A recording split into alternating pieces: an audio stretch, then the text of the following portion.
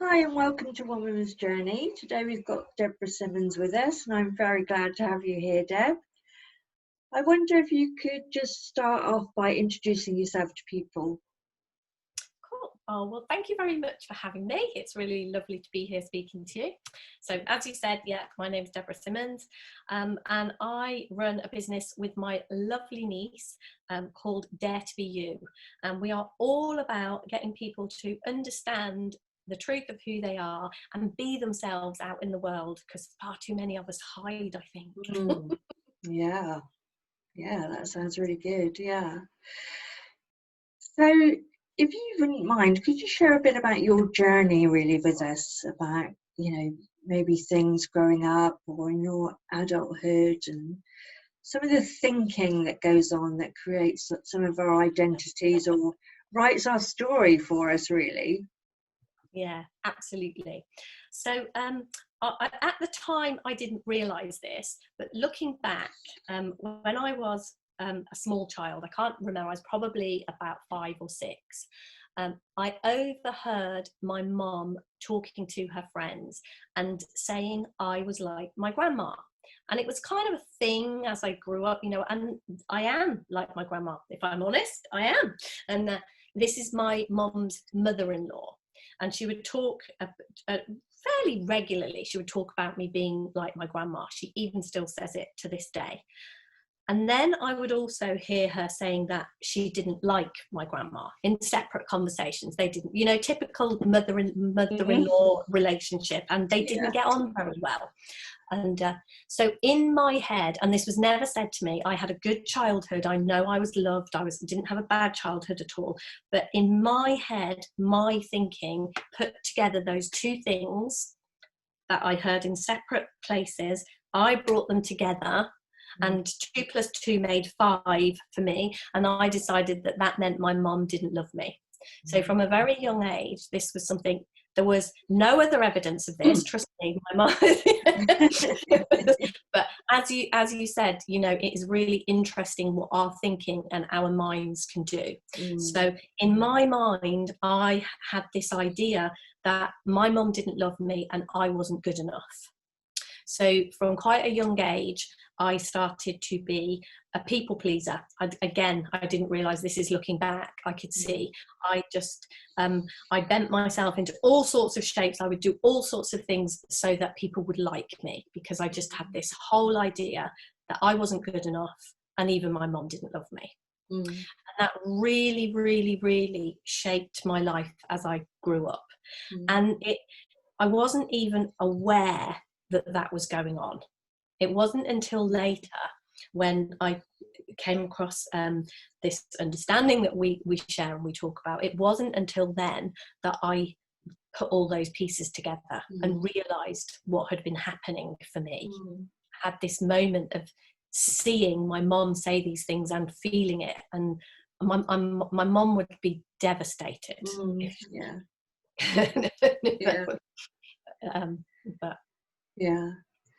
So different thoughts came into your mind at the same time, and I love the way you say, 2 + 2 = 5, because that's often what happens with our thinking, isn't it? It's like we hear a piece of information, we add another piece of information, our thoughts multiply, and before you know it, there's a belief, I guess, a belief of I'm not good enough. Yes. And that goes on to impact our decisions. I mean, how do you think that impacted your sort of early adulthood and the decisions you made about your life? Well, I got into a relationship. I got married, and it was an abusive relationship, because again, I was very, very insecure. I didn't think that I was good enough.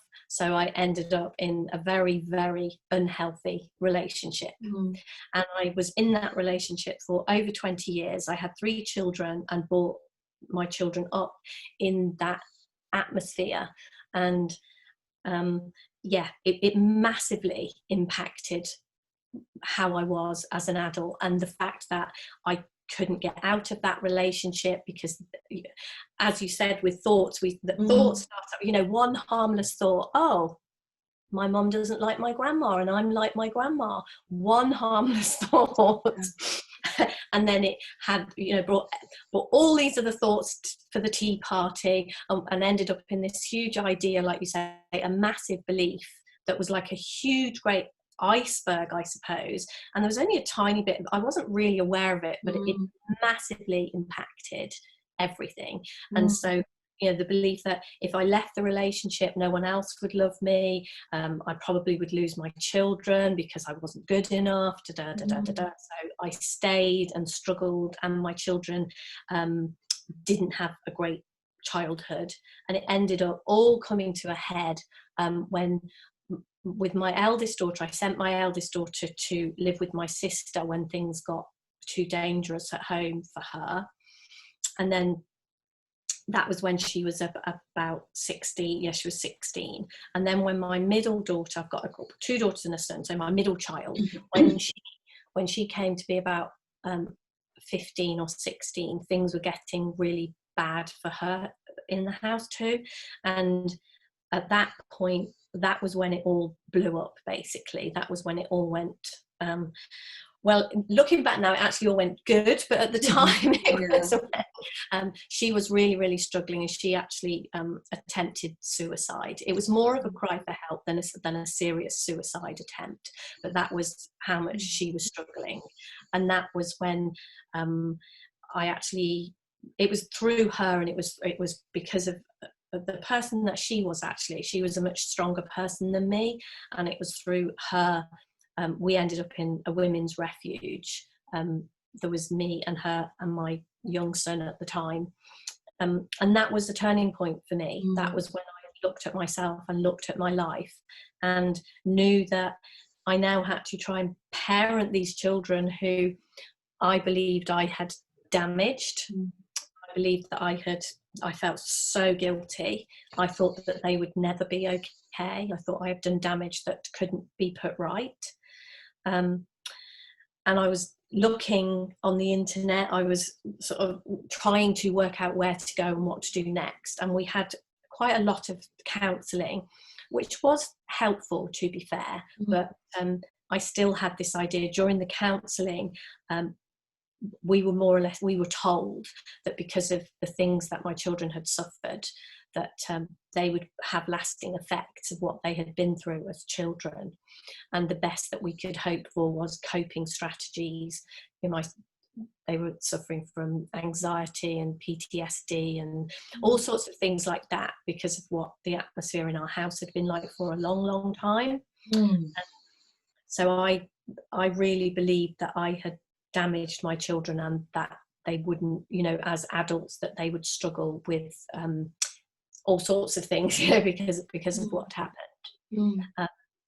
So that was my darkest time. I think that was my most difficult period.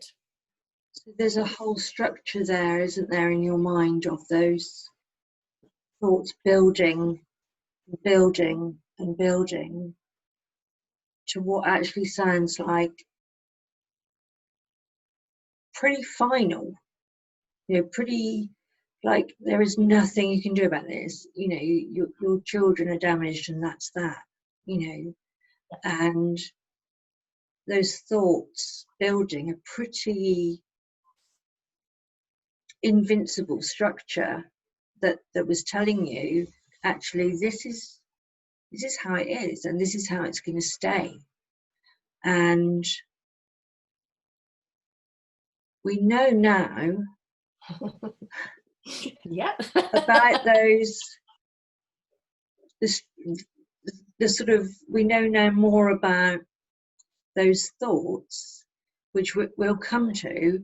But actually, where did you go from this sort of thought created, pretty stuck framework or structure that said this is this and that is that? And this is from professionals as well. This wasn't you just making this up in your head. We used to go to counselling sessions. It was really the relationship with my my daughter, the one that was still at home, that was the one that was the most difficult. And my son was at 9 at the time, so he had anger issues, and that was difficult. But it was my daughter. Our relationship was very, very difficult, and we would be obviously together in the house, and she was going to college, and we were trying to make our way, and then we would be sort of okay and on an even keel, and then we would go to counselling, and we would sit down in the counselling, and they would talk to us about our past and ask my daughter how she felt, and ask her how she felt about me, and had I let her down, and what had happened to her. And it would bring all this up again, all those, everything that we'd all been through and everything. And we would come out of the counselling sessions feeling worse than when we went in. And it was really, really difficult to know what to do, to know how to deal with that situation and know what to do. So I was actually looking on the internet just for any kind of help, really. I'd done an amazing course called Pattern Changing, which was learning about behaviour patterns and how we get into behaviour patterns. And I'd done a little bit of CBT that was talking to me, a little bit about how I was behaving and why I was behaving like that. And that was helpful, but I still felt that my children were damaged, and it was my fault that my children were damaged, and I felt that I had really, really failed. So I was carrying a lot of guilt, and to try and sort of parent these to parent my children who, my daughter was a teenager and my son was kind of 9, 10, it wasn't easy from it felt like I was drowning in quicksand, and then I was trying to be a parent, and it's not an easy place. When you're not on steady ground, it's not an easy place to parent from. And I was working all sorts of jobs to try and put food on the table and things like that. And it was while I was looking on the internet one day, I came across a man named Jamie Smart, actually, who was talking about Sydney Banks, talking about what we've been alluding to about our thinking and how our thinking creates our reality. And I listened to something that Jamie was sharing about what Sid's message had been. And I just heard the hope in it. I heard that there was massive hope for my children, and that they had something within them and they weren't broken, and there was a way for them to come back, kind of thing, a way for them to find their way in the world and not to suffer, even though nobody's ever saying stuff didn't happen. But in spite of all the stuff that happened, there was still huge hope that they weren't damaged. And that was like somebody lifted the weight of the world off my shoulders. That must have been absolutely huge for you, hearing that. It was. I sat on the floor and cried I don't even know, I just sat there and cried, and I don't even know how long I did, because I was just so, I didn't even realise how much guilt and shame I was carrying until I heard that in that moment. And then I went a little bit crazy. I think my children thought something I was like, you're okay, you can be okay, there's a way forward. I got a little bit evangelical about what I had heard, and I had to sort of learn really to rein that in. But that was a massively pivotal moment for me, hearing that. And it took a while before I could articulate what I'd heard, and before I had a lot of realizations. That was a huge insight, that first moment, but then it has taken a little bit of time then to kind of sort all that out and make sense and integrate it into my daily life, really, and see the world differently. So as you say, it wasn't that you hadn't been through this, abusive relationship. It wasn't that your children hadn't witnessed anything. But that wasn't the same as building a thought structure that said this is this and that's that. That's different, isn't it? That's making up the meaning of the events, really, isn't it, through our thinking, more than the event itself. And it's not to deny, those events that we all go through in life, which are, really hurtful, upsetting, feel traumatic. But actually what you're talking about is how we then think about those things or see those things. And it sounds like that amazing moment, hearing something that said you and your children actually weren't broken, that this damage wasn't for life and, irretrievable. I mean, like I said, that must have been huge for you. But you must have seen something other than the words you were hearing. Yeah, it went way beyond the words. And that's the thing with this understanding. I've listened back to what I heard, and I can't even find those words in there. Something just touched something inside me, and I knew it wasn't that somebody just said, hey, do you know what, it's okay, your children can get over this, it's okay. It wasn't that. There was something inside me in that moment that knew that I wasn't broken, and nor were my children. I knew it. It was just, I don't know, it was a huge insight. It is like we see something, we see the world differently from the inside. And everything then made sense after that. It fell into place because I could see that I had overheard snippets of conversation as a child, put those together, and then I would replay those over the years. I didn't let them go. They weren't a fleeting thought that I allowed to pass in my mind. I would bring that feeling of not good enough, of your mum doesn't love you, you're not good enough. I replayed that. Like, it didn't happen as many times. It happened to me over the years, every week. I would do that to myself. I would remind myself with my own thoughts that I wasn't good enough.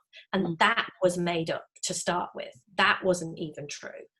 But I took that on as true and made sure I remembered it. Every time anything I would remember that. I would bring that back. I did that innocently, totally innocently. I did that to myself. And then I could see that, at this point when I had that insight, me and my children, we now had a way forward. We weren't in that situation anymore. And I saw that we didn't have to keep making up, oh, poor us, we're victims, we can't be okay, we have to be anxious, this happened, therefore we're anxious.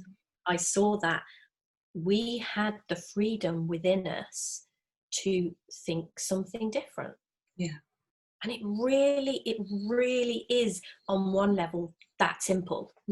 It sounds too simple. We've been through months of counselling and told time and time, oh, this is going to be difficult, this is going to take years, this is going to do this is going to be like this. And all of a sudden it's like, hey, think something different. And I'm like, whoa. And yet, when you get curious, all of us, because at our core, we have this diamond, I often think of it, there's something that we are connected to, like a God particle or something that is unbreakable, unchangeable.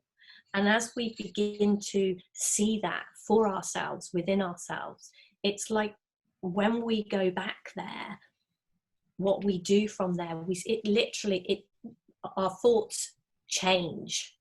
It's not even, we don't even have to do that bit. It's all done for us.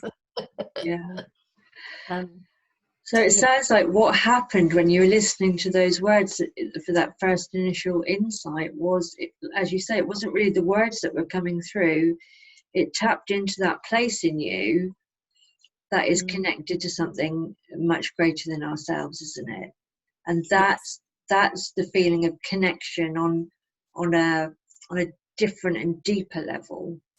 Absolutely. And from that, you were then able to see, hang on, if I keep repeating the thinking that I'm not good enough and my mum doesn't love me, 30, 40, whatever years on, I'm breathing life into that every day.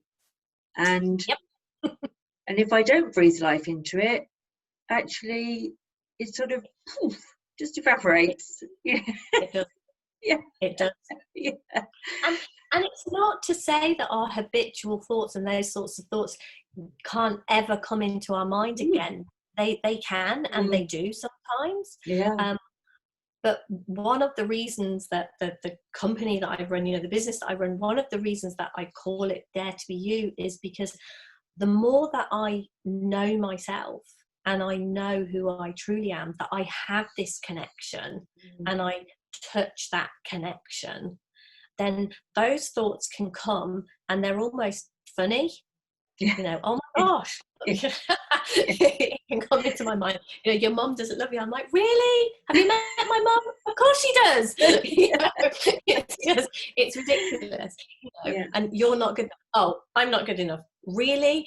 If you go back to the Big Bang and what had to happen to all the planets and goodness knows what for me to be here in that moment, and now you're saying I'm substandard. I don't think so. 13 million years in the making. I think I'm probably okay. The thoughts just, they don't hold any power when we begin to know who we truly are. And what I can see is in those early days, and I had no idea that I had a connection to something greater than me. And I blocked it innocently, accidentally, without any knowledge. I blocked that. And so it felt like the world was on my shoulders. It's down to me to make sure people love me. It's down to me to make sure every relationship I'm in works. It's down to me to make sure my children are okay. And that is really, really difficult. It's not how life works, and we can't do it from that place. We haven't, the small sort of human part of us, we haven't got the resources to do that. And when we try, we end up in places like I ended up. That's what happens in varying degrees. That's where we end up.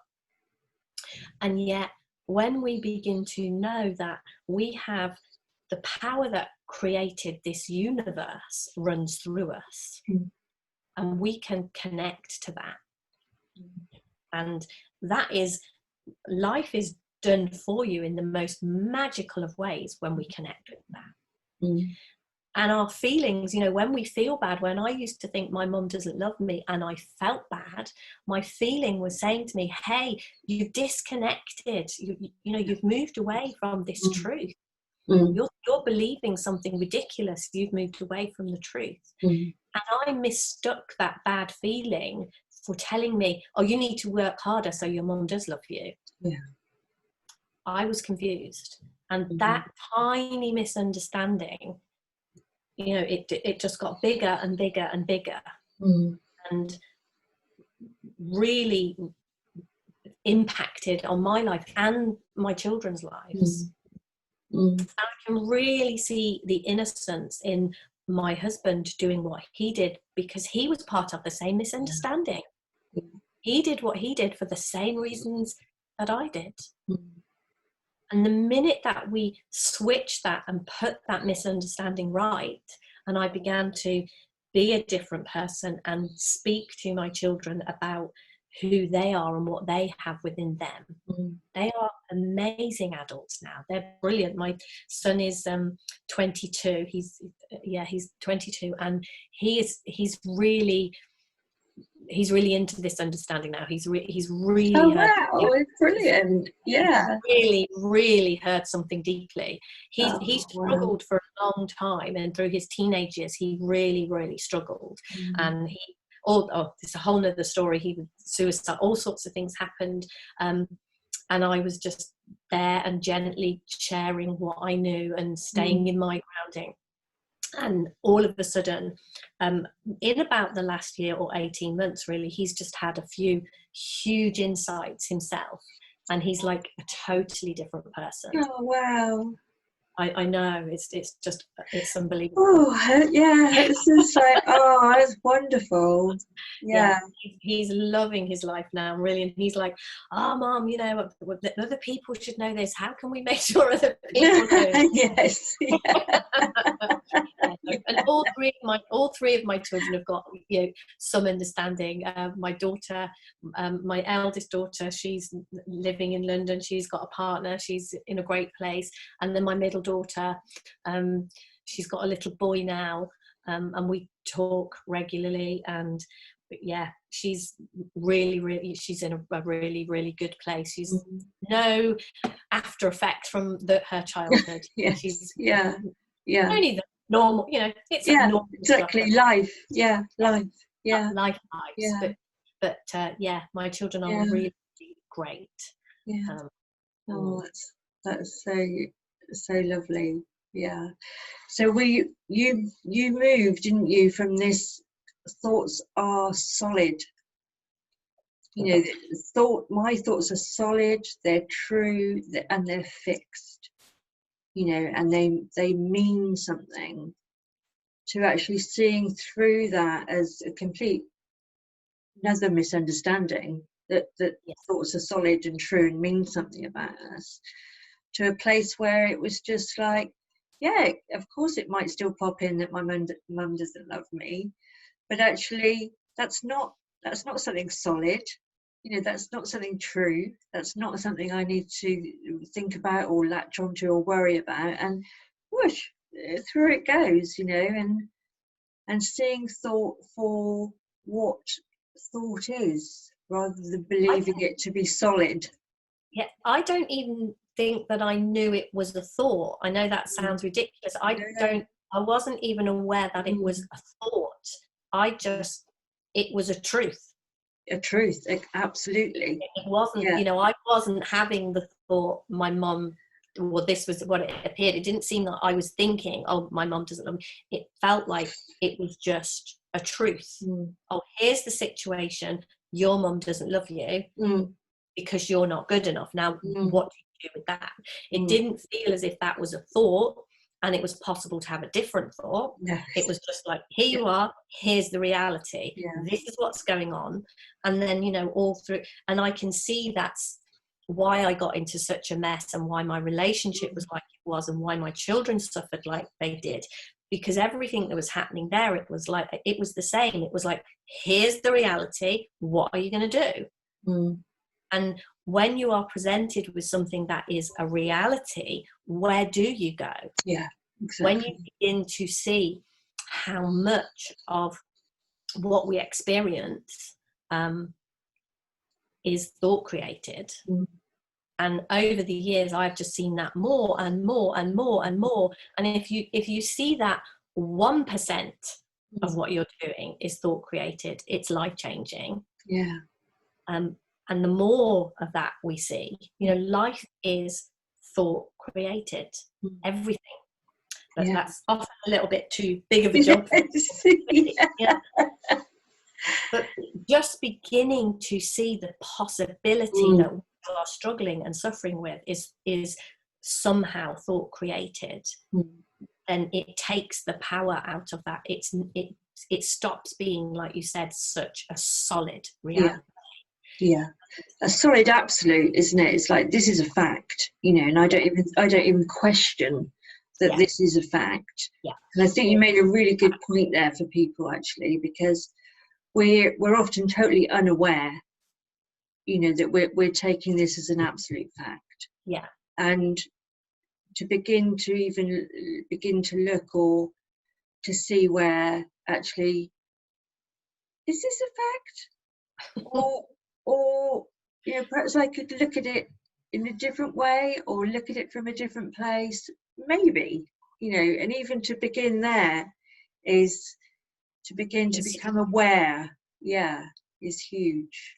It begins to take the foundations out of that solid reality, because it isn't, it's smoke and mirrors, but it looks incredibly convincing. But as we begin to just remove, eventually it all falls down. It can't, our thinking, those kinds of realities that we create in that way can't stand up when they're questioned, because they're not true. They haven't got any real substance to them. And even, I could tell you some horrific stories, and they were thought created. That was what was going on. And it's incredible when we begin to look at life, what can happen, what can change, and who we can be when we step into that and begin to know that about ourselves is incredible. I think you've just demonstrated that, Deb, so beautifully, to describe where you were and how things are today for you, for your children, that are now adults. Wow. I mean, there couldn't be, could there, much more of a difference in where you were and being told this is this and that's that and that's solid, and actually you finding your way to this place, over time, finding yourself in this position today. I mean, that's just goosebump stuff, that your son is seeing things as well, and your daughter has her own son, and it's just, I really think women will be able to identify a lot there with what you've shared with us. And that's just been beautiful, Deb. Thank you. Oh, thank you. Oh, thanks so much for your time. That's just like, wow, you're an inspiration. You really are. Thank you. My pleasure. It's lovely to speak to you. So if people would like to contact you, see what you're up to, and I know you get up to an awful lot. We do. You're like Duracell bunnies, you and Beck. You just like, so full of fun and energy.